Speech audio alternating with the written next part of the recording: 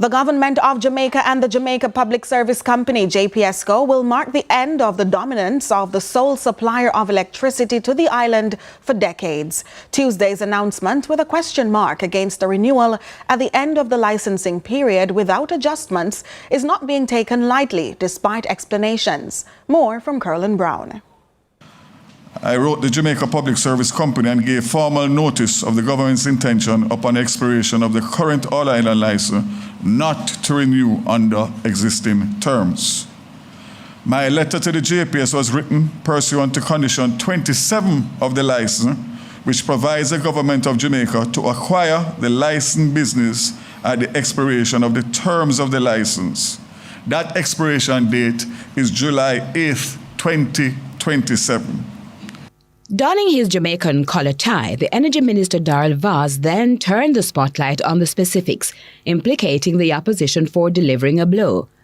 So why would the government refuse the right to acquire the licensed business upon expiration in accordance with the condition, based on some sparks flying that the JPS has been too much of a monopoly? Our country will recall in 2001, the former People's National Party administration and government entered into an all-island licensing arrangement with the JPS.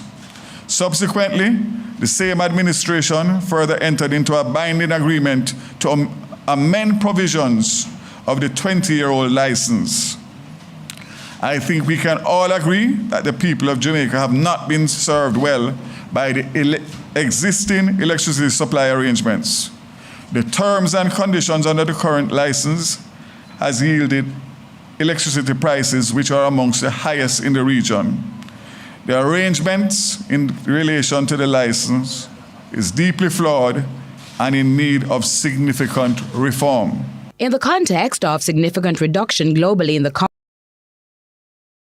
consumers should be placed in the best position to benefit from such developments. An alternative would have been to attempt to renegotiate existing license on its current terms, which would risk maintaining the flawed status quo entered in by the former administration and put Jamaica at a distinct disadvantage. The government of Jamaica does not believe pursuing such a path is either appropriate or viable at this time. Minister Vaz says the plan is to use the time to implement holistic changes. Reforming the energy sector is a must, he adds, as there's a need for a modern and efficient power system capable of affording lower energy bill and low electricity prices to households and businesses. Even as we are determined to negotiate a more reasonable licensing arrangement, an agreement which serves our country well, the government of Jamaica is open to exploring expression of interest from all parties which may be desirous of acquiring new license, including the current licensee.